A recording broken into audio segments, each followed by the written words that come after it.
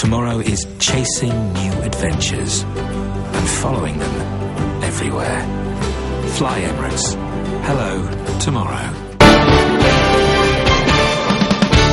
நீர்கொழும்பு மற்றும் கொழும்பு மெகசின் சிறைச்சாலைகளில் அண்மையில் மேற்கொள்ளப்பட்ட சுற்றி வளைப்புகளில் கண்டுபிடிக்கப்பட்ட தொலைபேசி சிம் அட்டைகளை பயங்கரவாத விசாரணை பிரிவினரிடம் ஒப்படைக்க உள்ளதாக சிறைச்சாலைகள் திணைக்களம் தெரிவிக்கின்றது.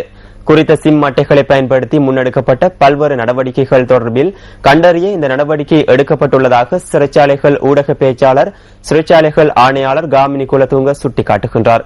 மெகசின் சிறைச்சாலையில் நேற்று முன்தினம் மேற்கொள்ளப்பட்ட திடீர் சுற்றி வளைப்பின் போது 13 கையடக்க தொலைபேசிகளும் பல சிம் அட்டைகளும் பணமும் கைப்பற்றப்பட்டன.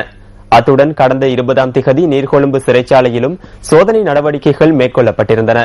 இதன்போது 23 கையடக்க தொலைபேசிகள் மற்றும் 27 சிம் அட்டைகள் கண்டுபிடிக்கப்பட்டன. இது தொடர்பில் குறித்த சிறைச்சாலைகளில் உள்ள விசாரணைகள் ஆரம்பிக்கப்பட்டுள்ளதாக சிறைச்சாலைகள் ஊடக பேச்சாளரும் சிறைச்சாலைகள் ஆணையாளருமான காமினி குலதுங்க சுட்டிக்காட்டுகின்றார்.